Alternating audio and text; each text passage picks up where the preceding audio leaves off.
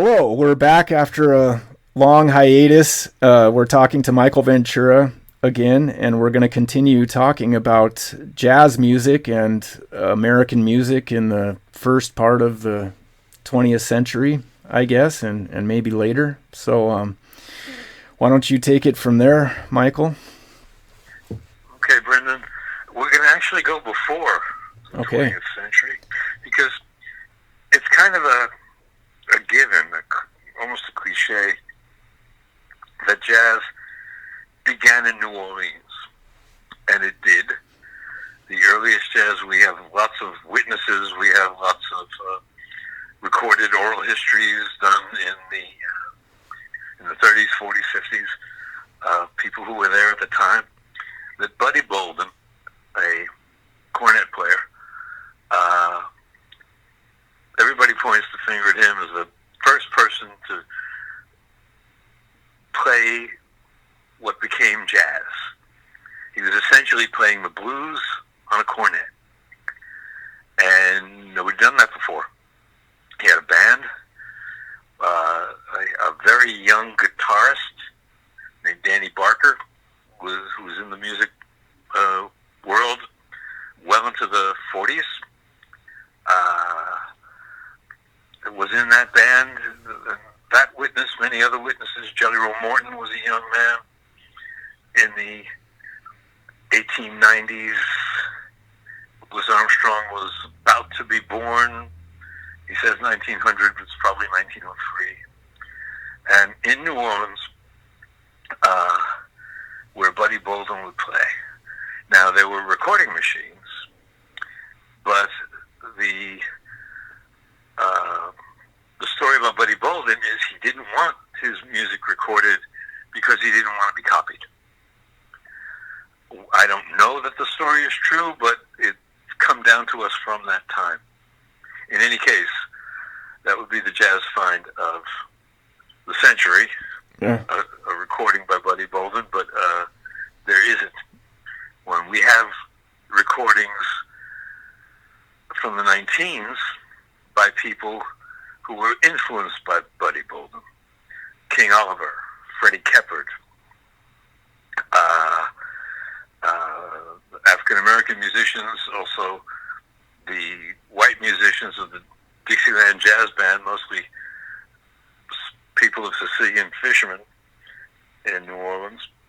They called themselves the Dixieland Jazz Band, the original Dixieland Jazz Band, and claimed to have invented the music. Of course, they didn't. But so we have, especially in King Oliver and Freddie Keppard, we have how that sound was formed, how it was made, how they played and listened to each other. And when you, as late as 1923, you hear King Oliver's Jazz Band with Louis Armstrong on second cornet and Kid Ory on trombone, Baby Dodds on drums, and Will Armstrong on piano, various others in and out of the band. You were hearing that simultaneity of New Orleans music that you could hear people playing right up through the 90s. New Orleans musicians playing that simultaneous sound of 4 or 5 or 6 instruments playing together with various instruments taking the lead. A very free sound, a sound that was very difficult to play because you really had to listen to each other. And a very high-spirited sound. But my question to myself, okay, it started in New Orleans, then it went upriver to Chicago. From Chicago it went to New York, is the general pattern that people more or less agree on. But my question is, why New Orleans? Why New Orleans and not somewhere else? And so, it was about 40 years ago, I started doing my research without benefit of a computer, of course. And in New Orleans, the first couple of times I went there, which was 79, 80, 81, it was still a pretty primitive city compared to the cities in the East Coast I was used to.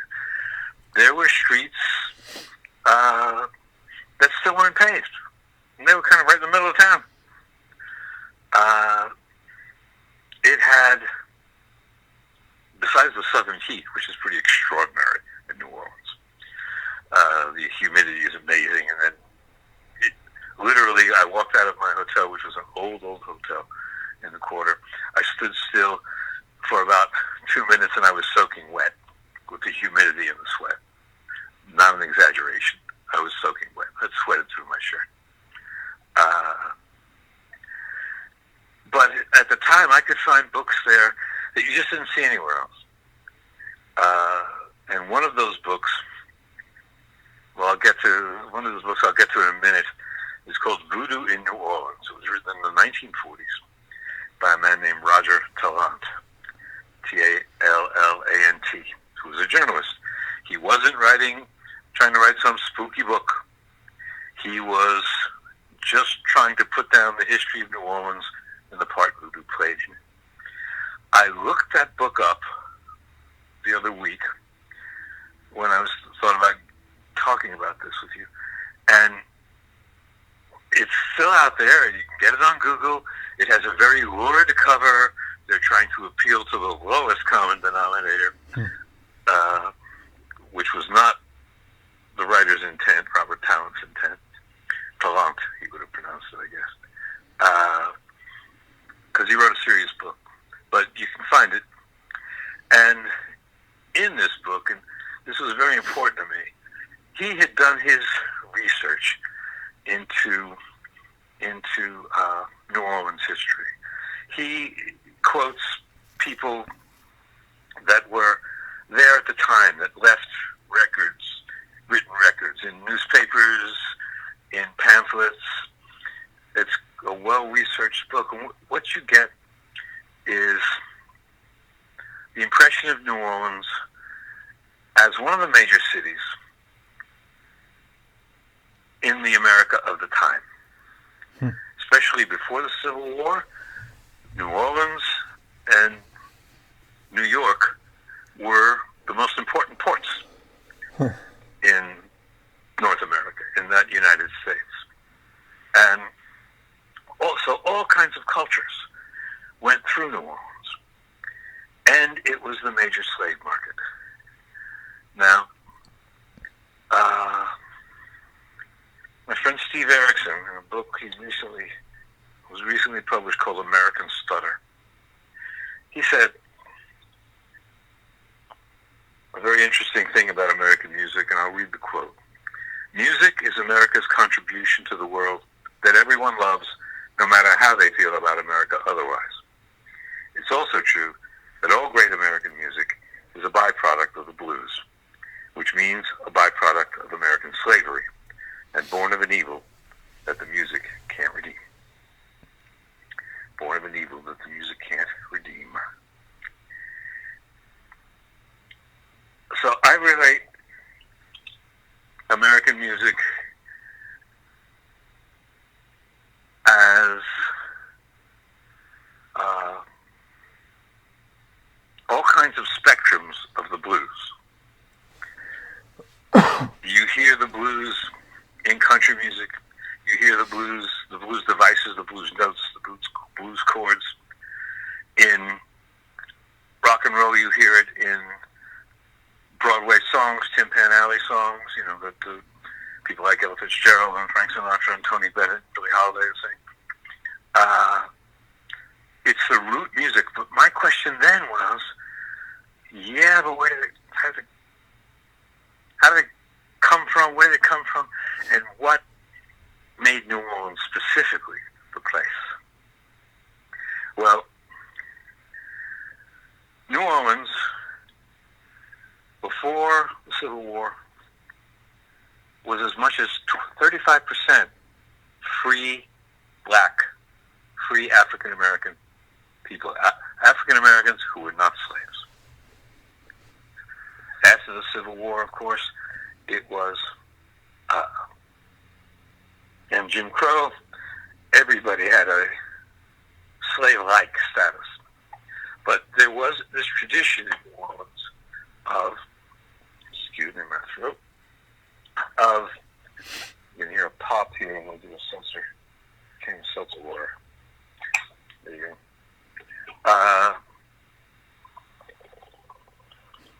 Sound effects.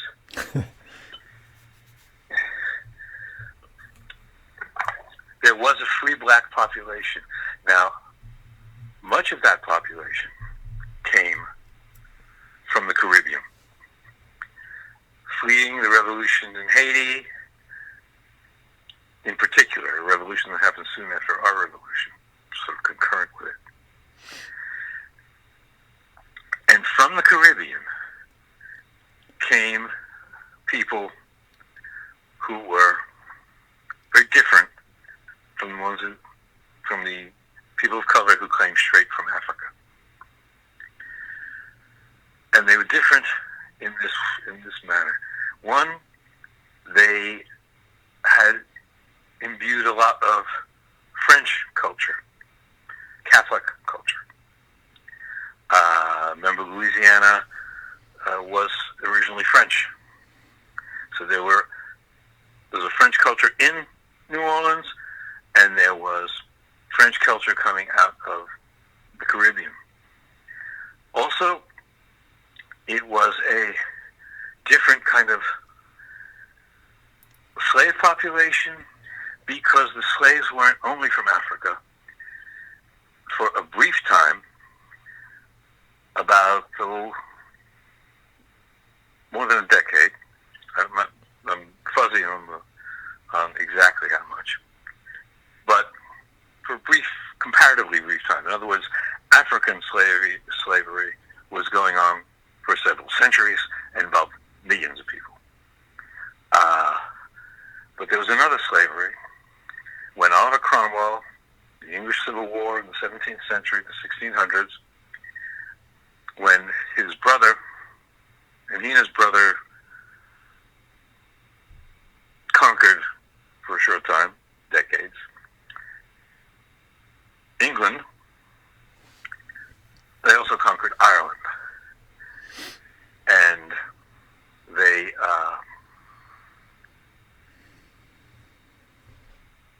in conquering Ireland, I'm sorry if I'm That's right.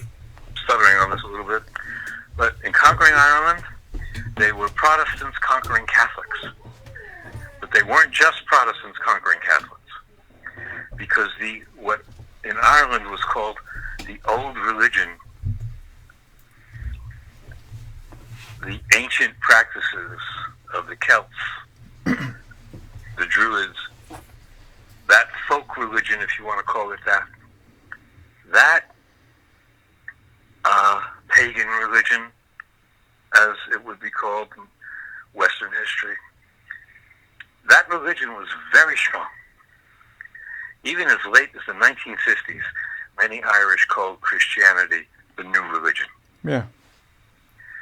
That religion was very, very strong, and what Oliver Cromwell's brother, Hugh Cromwell, I believe his name was,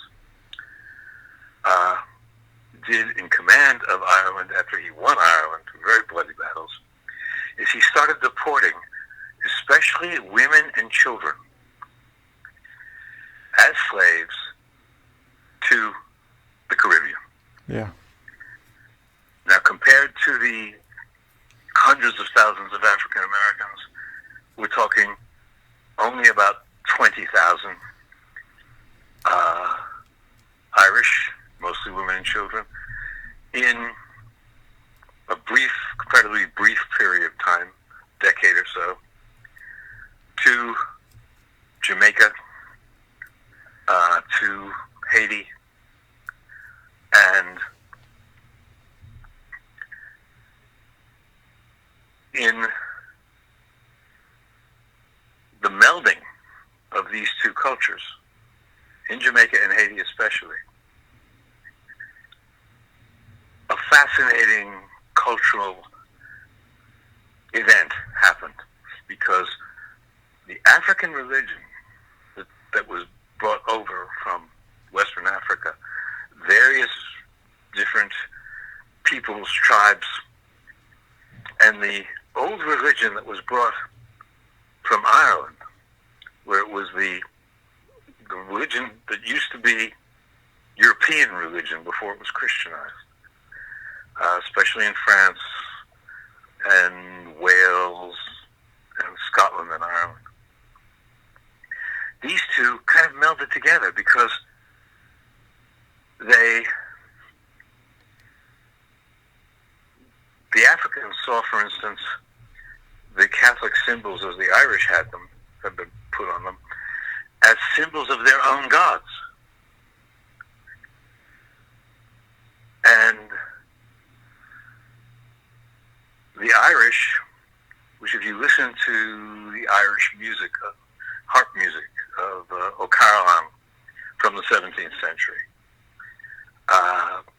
the Irish had a music that did not sound like European music. The Irish had a music that employed notes very like blues notes.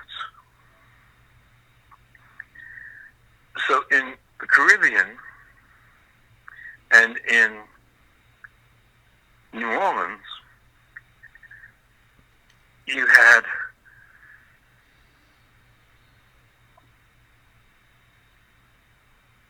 the possibility of these different streams creating something new. Now, in Voodoo, and I'm not talking spooky stuff, I'm just talking dances and rituals. Yep. In Voodoo, and the theology, if you will, the most important symbol is the crossroads. Not as a cross, as with Christian religion, but as a place, and not an afterlife, but as a place where the world of the gods and goddesses and the world of human beings meets at that crossroads. The Africans had brought over the drum. The drum was what united, what am I trying to say? Was what united the community, as I spoke last time before a bit. And in New Orleans, the drum, much more freely than in Jamaica and the other Caribbean, the drum met European instruments. In New Orleans, the drum met the blues. So, where in the plantations of the South and in the rural South, in slavery and then in Jim Crow,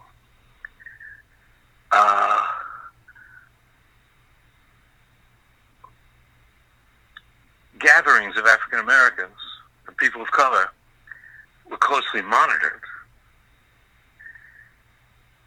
In New Orleans, there was a place that's come down in history, it's called Congo Square, where, especially on the weekends, that gathering was watched by white people, but it was not policed in any of the reports we have. I mean, they were aware of it, but they could do their rituals. And what the ritual basically was the drum and singing and dancing. That sometimes, like on the Feast of St. John in June, would go on out at Lake Pontchartrain for a couple of days, because that drumming would just go on and on. But then you had the musical instruments there too, and people learning that. The Creoles, who were French, African, learning from the French dance music, which kind of went from the street to the ballroom, back to the street. And you had these special influences, and you had a metaphysic that went with them, and that was this combination of Catholicism and paganism and West Africanism that became Yeah. Can I interject here for a second? Yeah, sure. When I looked at the West or portions of that West African religion, was it Mayambe or the one with those? Yoruba. Yeah, right. The parallels between that belief system and the what I study in the Vedic and the Aryan or the ancient northern Indian the Sanskrit belief Mm-hmm. system, they parallel each other perfectly, like almost miraculously. The different angels and gods and principles. The in some like occult history, the first one of the first land masses or to rise or to be found after the Great Flood was Ireland. Um, so that druidic culture is said to have existed from the from as early as people emigrating there when that was the only land that had risen after the flood. These all of these early belief systems mirror each other almost perfectly, and it in my from my perspective, I think that the farther you go back in history, the more organic the religious, if you want to call it that, belief system is. That it's not something that is being enforced on people. It's something that is just natural to them. That they're not having to. They didn't need a priesthood to tell them these things. It was just something inherent in them. So you have these places that are isolated, like sub-Saharan Africa, for instance, that had been isolated for so long that this Yoruba belief system could could exist without interference. And then before Christianity in Ireland, you had this Druidic system that existed without interference. And then the early church borrows heavily from that early belief system, and Catholicism, which means universalism. I think originally with some of the early church fathers was a way of they tried to insert that very early wisdom religion or unified religion into the church through Catholicism. So those symbols that were used by the Druids and the West Africans and like I said, the Aryans or the Vedic guys, that especially the cross and how that cross is interpreted as a spirit being the vertical line and matter being the horizontal line, which is kind of a paraphrasing what you just told me, right? Mm-hmm. Is something that they all shared. So I think that those isolated things and then those things being compounded by oppression and slavery into kind of an occult thing where they had to kind of hide it, Mm-hmm. because I think definitely the black slaves had they were being if they showed any sign of the religion from their home, at least from what I've learned, that was discouraged heavily. Yes, And heavily. and they had that Abrahamic religion like kind of enforced on them, and that idea of the Israelites and all, and then the whole slavery program of the Old Testament kind of enforced on them to kind of justify their slavery in a way. That's a whole nother subject, but I guess all around what I'm trying to say is that those three things and their isolated quality and then their hidden quality because of the oppression, I can see how it would come together in New Orleans with the Irish and the Black and the Catholic and kind of flower there through the music and the meeting of those cultures. Exactly. And the anthropologist Alfred Maitreux, that's Metraux, in his book Voodoo in Haiti, which is, again, not a spooky book, it's a serious book about the traditions. He mentions Masonic elements in the religion. Mm-hmm. And he states that the Voodoos have kept alive beliefs and rituals inherited from the ancient religions of the classical East and the Aegean world. Yeah. And when the mythologist Joseph Campbell edited Maya Deren's book about voodoo, Divine Horsemen, he says in his foreword that the day-to-day epiphanies of voodoo are fundamentally the same experience that the Greeks called being full of the god. Mm-hmm. And that this is the same experience, he says, that precipitated much of the mythology preserved in Greek and Roman documents.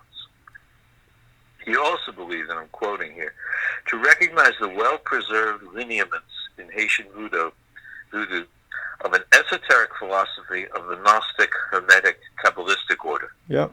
Unquote. Yep. Yeah, that's pretty much what I just... He says it a little more succinctly than I did, but yeah, sure. Without what you just said, we wouldn't be able to make sense of what I just read. Okay. I'm just underlining what you said in the sense of you have these scholars investigating this who are on the same trail. Yeah. And so you had in New Orleans, even with Jim Crow, you had the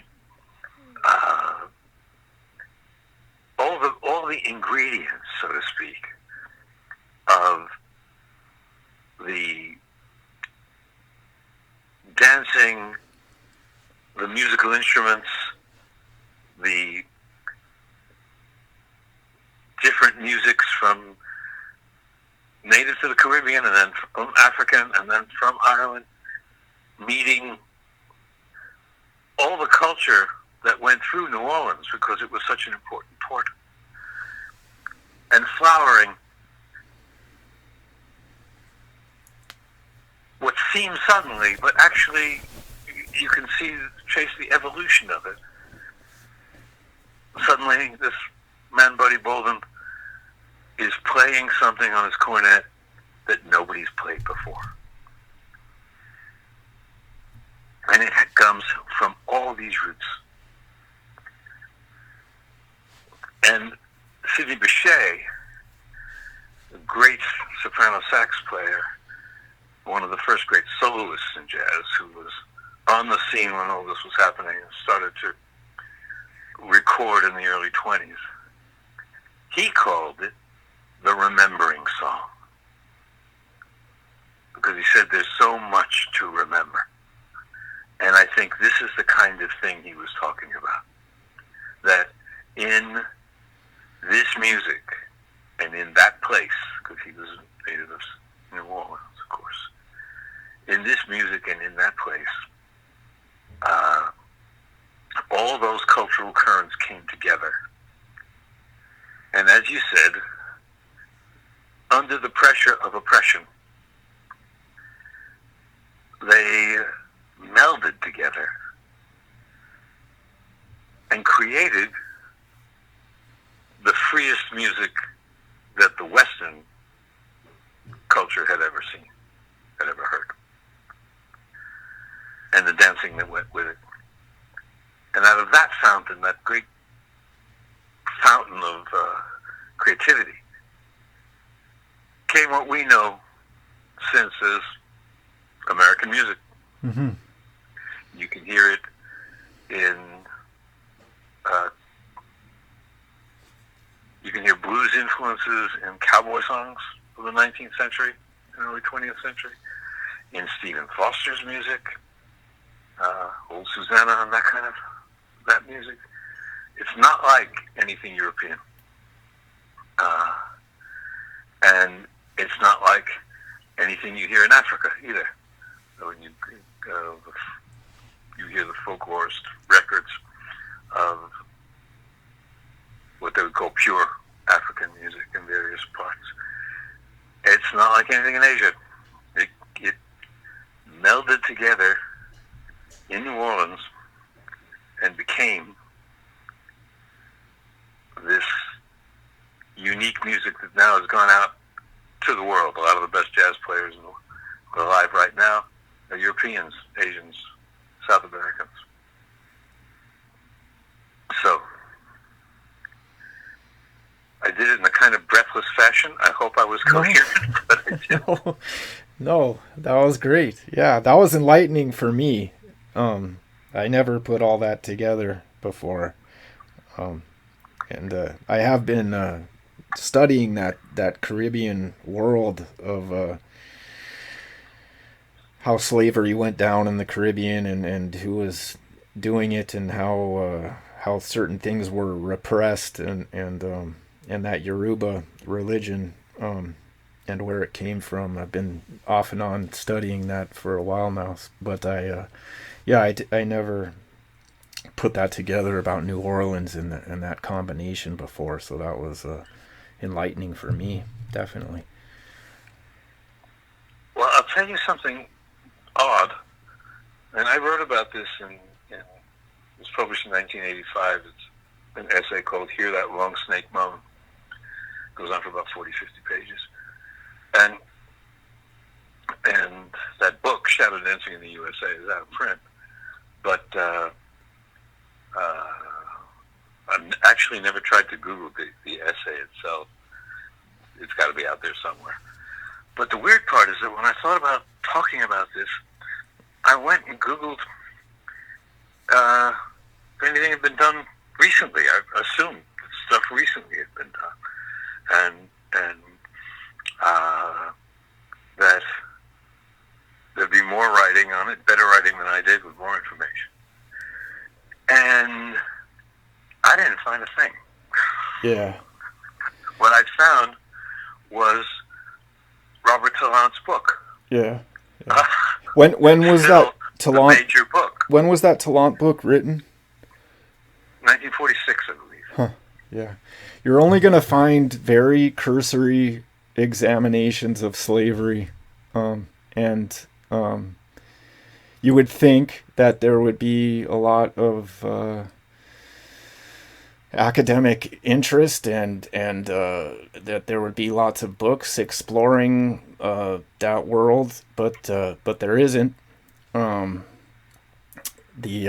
one thing that I found out a little while ago is that the biggest transfer of wealth before this COVID thing that had ever occurred was when the British outlawed slavery and they had to buy out the plantation owners in the Caribbean and the people that were controlling the transport of slaves. They had to buy out that entire industry, and they didn't have enough money to do that, so they ended up having to borrow the money from the Rothschilds to do that, and they didn't end up paying back that loan. The British government didn't end up paying back that loan until I think 2015, and people tried to find out who. So they were paying these families money up until 2015. The descendants of these slave owners and the people in charge of the transportation and everything, and people would try to do Freedom of Information Act requests on who these families were and who was being paid this money, because it just seems kind of ridiculous, right? Like people are being paid off for the slavery that they and the Rothschilds were also heavily involved in slavery too, so it's kind of weird, like a circular money stream that goes back to these guys. But Yeah, they wouldn't release the names of any of these families or these people. So it's I think that also when people bring up reparations for blacks, that's a real Mm-hmm. sensitive subject too, because they would have to, some people might say, hey, well, why don't we look at where the money for this industry or that industry came from and make them pay instead of, me, like, or some guy some Irish guy or something, might be a descendant of Cromwell slaves or something like that, right? So if they started to get specific about who should pay this money, that's a very sensitive subject. So they're really in a bigger sense, there isn't a lot of exploration of slavery and not just that economic part of it, but what slavery entailed as far as breeding and breeding for slavery, the kind of psychological impact of slavery and social engineering towards slavery. That there was entire slave camps up and down the East Coast where they would breed slaves, they would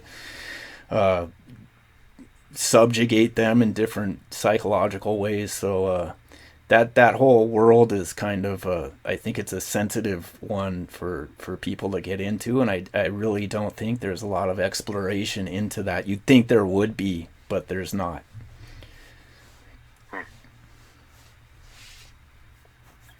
Well, Is that all you wanted to get into about the music tonight, or? yeah, yeah. Okay. Yeah. No, I just wanted to make those points Yeah. about New Orleans and about all the different threads that went into what made New Orleans the fertile place it was, and so that a new art form, a Yeah. whole new Yeah.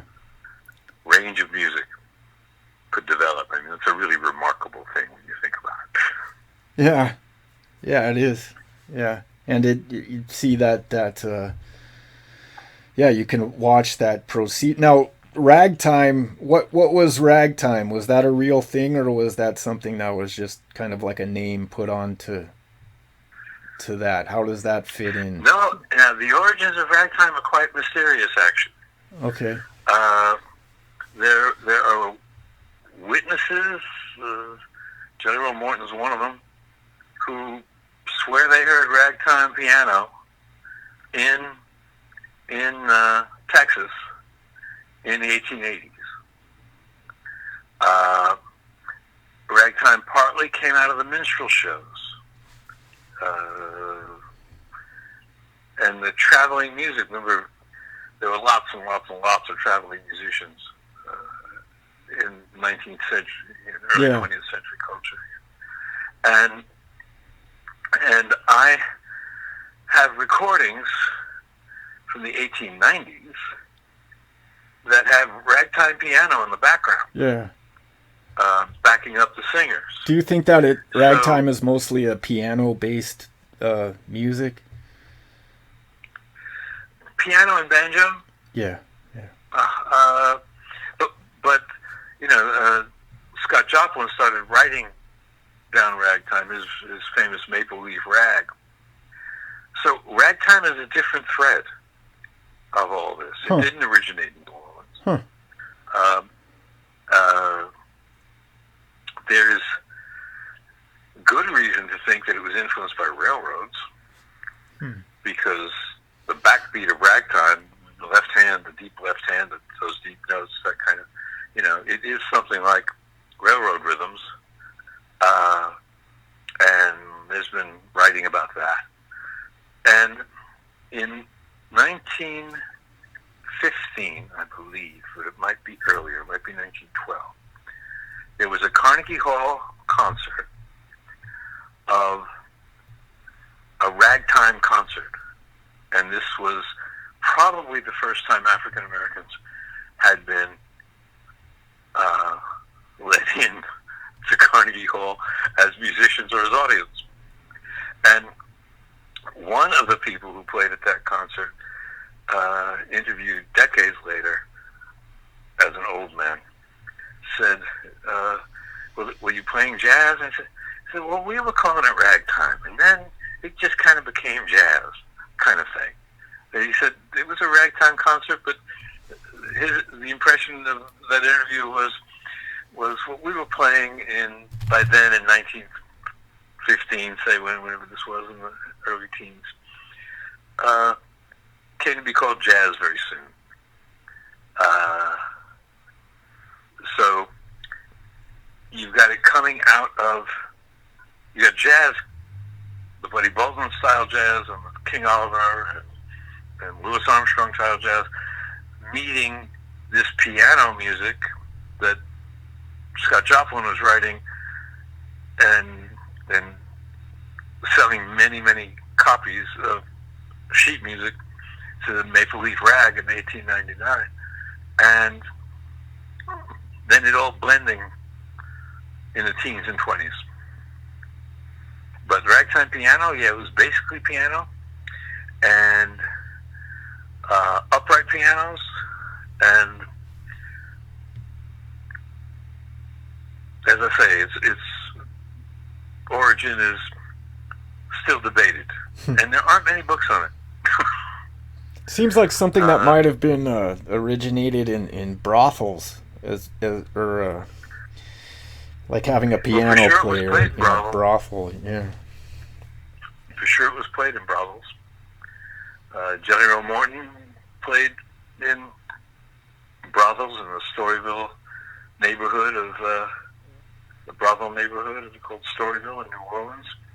Harpo Marx played it in brothels on Long Island. Really? He was 13 years old. Really? Yep. I didn't know that. Earning his own keep. That's funny. We should do a Marx Brothers show. Maybe we will. That would be a good idea. Yeah. I need to prep for that a little bit. Maybe we will. So you wouldn't say that, like a lot of people say that jazz came out of ragtime, but you wouldn't say that then? No. Okay. Did not come out of ragtime. So where does that term... One of the threads. Where does the term jazz first start then? Well, a writer named Robert Farris Thompson wrote a very good book called Flash of the Spirit. A lot of research in the West African religions, and he contends that it originally was a West African word, or has its roots there. And that other words like funk and were originally West African words. I know Duke Ellington didn't like to call it jazz. He just called it American music. But it was definitely, it was spelled various ways. The original Dixieland jazz band spelled it JSS, and they were all New Orleans Italians, and or Sicilians. And so it was probably JSS in the beginning, and then JAZE, ZZ.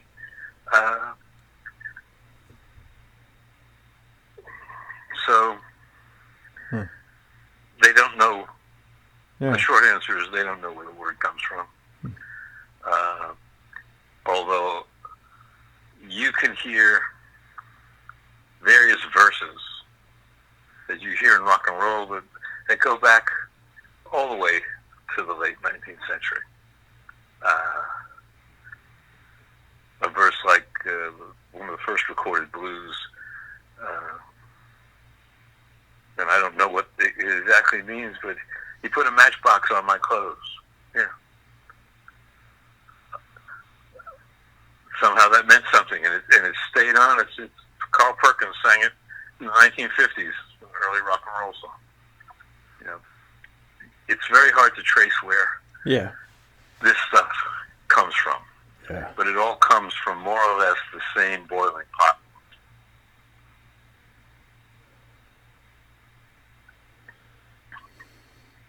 How much do you think that the Ozarks and that area influenced that music? Do you think that was? Oh, I think that was definitely an influence. I think that keening kind of Appalachian sound. It went back and forth. Yeah. I mean, the blues singer Doc Boggs. He was a white guy. He says he learned it from black guys. It went back and forth. Once you get that keening thing, that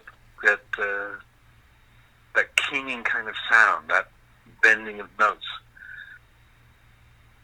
you find it in Ireland. You find it in Scotland. I don't know anything about Welsh music, but I would guess. And you find it in the Mediterranean. But when people like the Carter family recorded in 1927,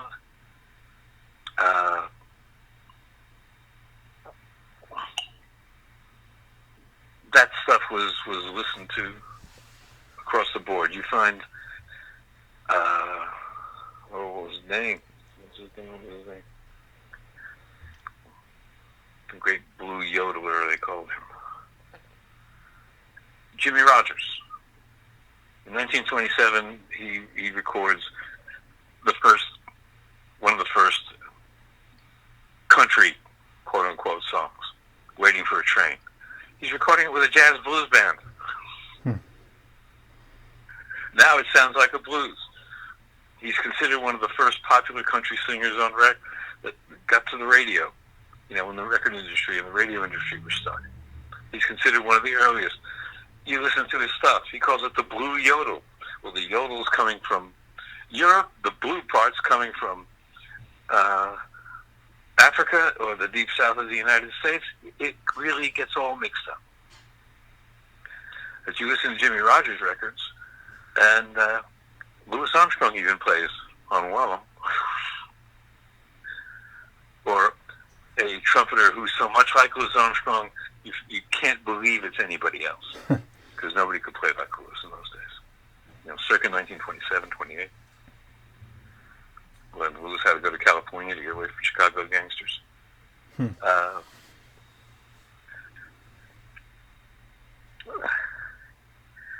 the music of the 1920s as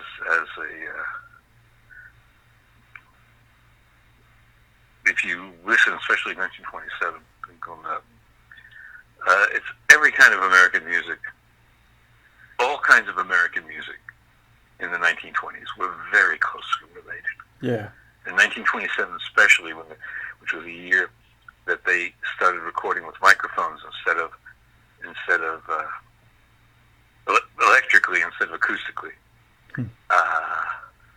is a whole other subject. Everybody's listening to each other. Now there are records, now there's radio. Now everybody's influencing each other.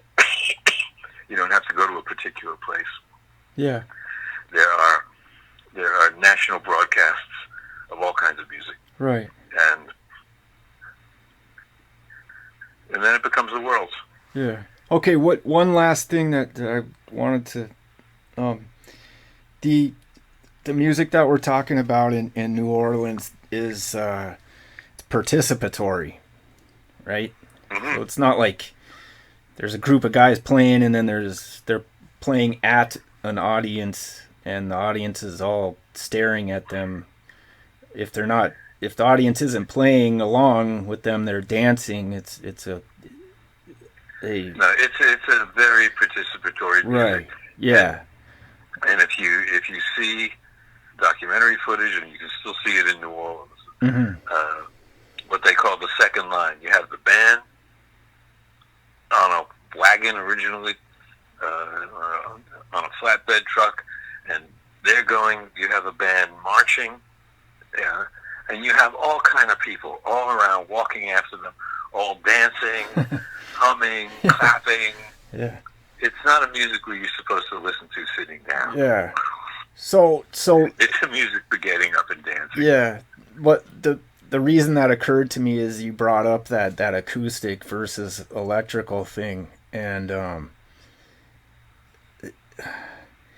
that just brings to mind this kind of slow progression towards that audience band member division where they're facing each other. That kind of paradigm, that kind of musical paradigm, as opposed to a participatory folk paradigm, right? That kind of starts occurring. I guess that division starts occurring with orchestras and things like that in Europe, but I'm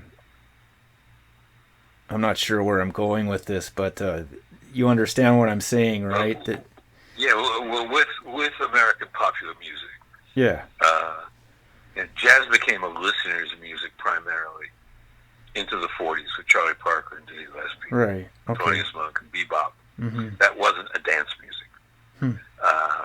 But it came straight out of dance music. Yeah, It came straight out of the body. But until then, this music was music to be moved to, and it was exactly like how can I put it? The reason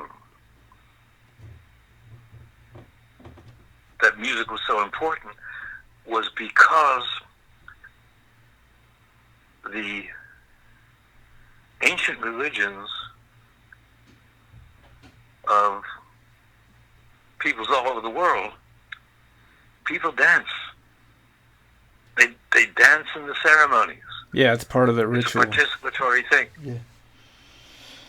And so what was ritual and religious in the ancient became rituals, religious rituals is what I'm trying to say. Religious rituals in this very physical kind of religion became cultural and social rituals in North American music. Yeah. Well, the healing centers of the ancient healing centers would use music and tone for medical reasons, for healing. Yes, and I still use it for healing me. Yeah, right. Exactly. Uh-huh. I think a lot of us self-medicate with music. Yeah. Okay, well, why don't we stop there? And it's a good place to end. Okay. Okay. Great to talk to you. Yeah, it's good to talk to you too. And